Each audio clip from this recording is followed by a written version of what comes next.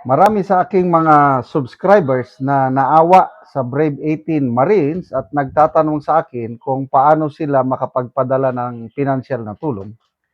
Ako rin, naawa ako, naiyak nga ako habang pinapanood ko sila nung June 4 na hearing. Kaya kahapon, I was able to contact their group at pinagkatiwalaan ako, nagbigay sila ng number kung paano makapagpadala ng pera. Kahapon, nakapagbigay na ako ng malaki-laking amount galing sa sweldo natin sa YouTube. Naipadala ko na at yung isa sa kanila nag-text sa akin na, "Sir, malaking salamat sa padala mo na ipalibing ko na yung aking kapatid, yung namatayan." So, salamat. Yung mga gustong tumulong, voluntary lang, dito kayo magpadala. 0916-9000-997. Okay? GCash number ito. Mirna ang pangalan niya. As of now, may siyam na tao na nagpadala. Konti-konting amount lang. Kaya lang nakaipon na tayo ng 2,700 pesos. Ang maipon sa inyong padala, at the end of the month, yung sweldo rin natin sa YouTube, nag-set na aside na ko ng percentage. Every month, end of the month, magpapadala tayo ng financial tulong sa Brave 18 Marines. Laban natin lahat ito.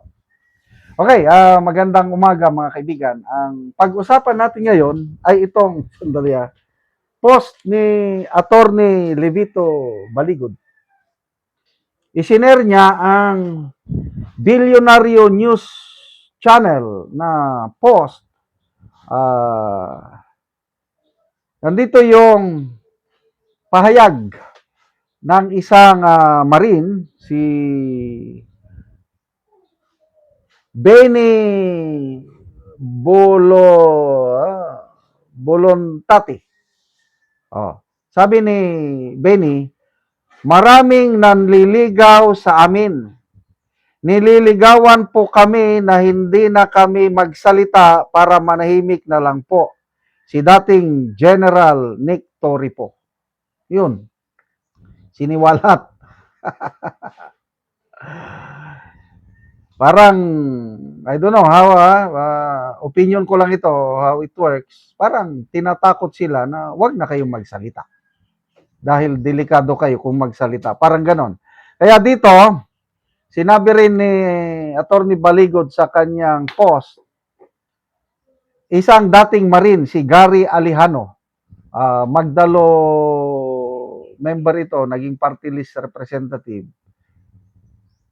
Nag-share din siya ng medyo pananakot na text laban sa Brave Marines na delikado kayo dyan. May consequences,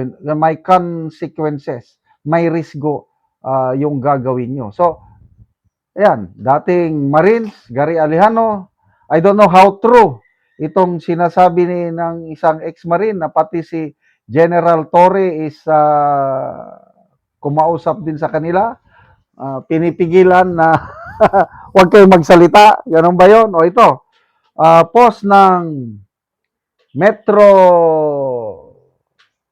Standard. Binanggit din dito.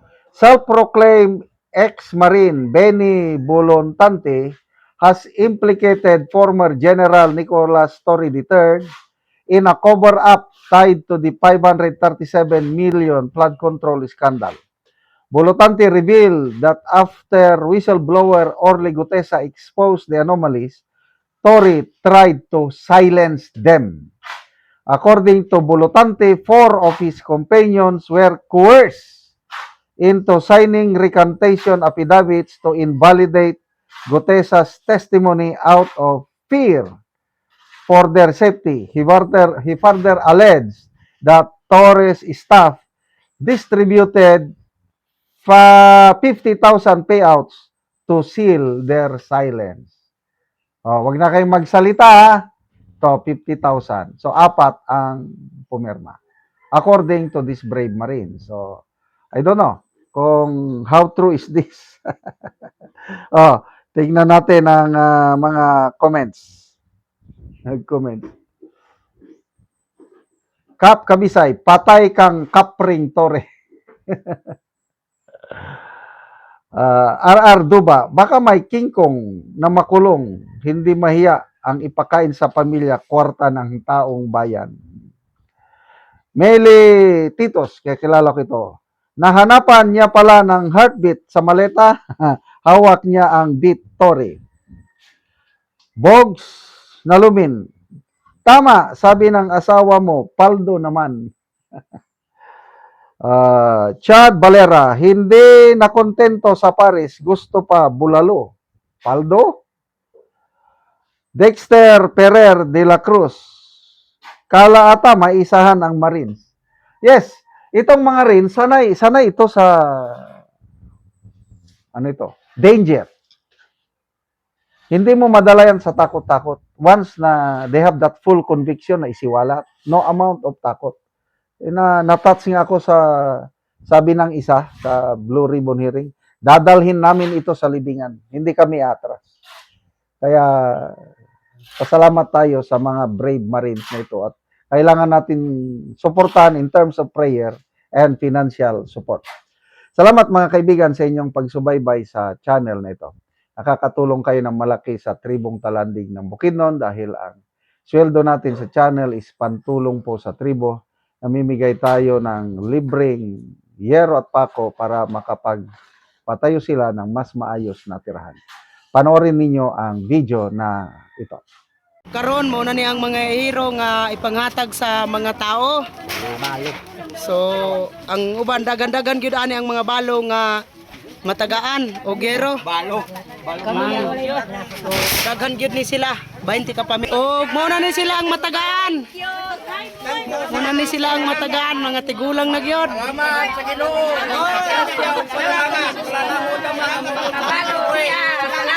Pasalamat sila. Matagaan sila gero.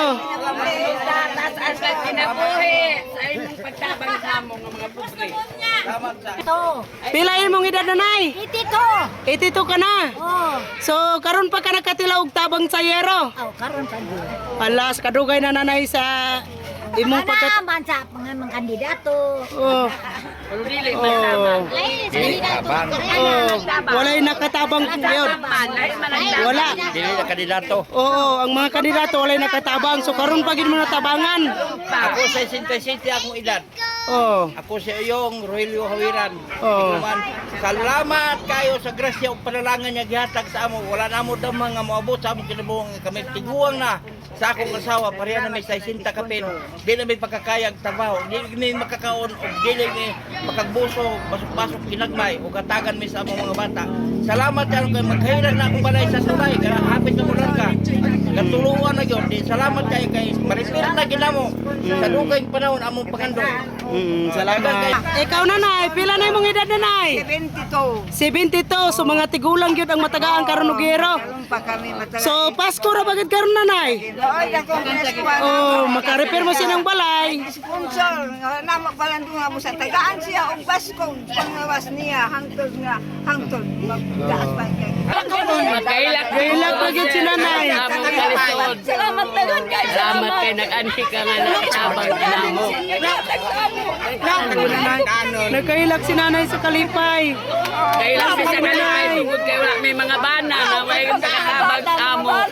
Mabalo pagit ka nanay. Nautunta nga Sige lang nanay. ka kinabi. Nautunta nga. Diyos naman yung magkagam. Tagatulan nga magubang kanimo sa kanunay matag-adlaw. Kay ikaw ang nagagiya. Ikaw ang gigiyahan sa ginong nga makatabang ka na mo.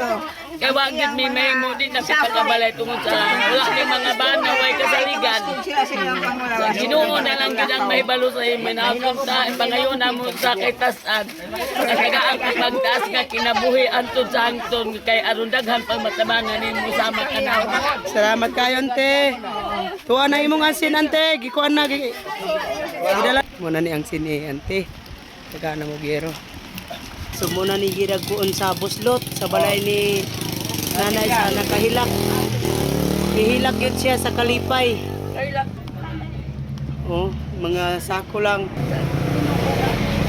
nag-sponsor sa amo sa sen kay dili pa ikaw wala gyud ni makahatag sa amo.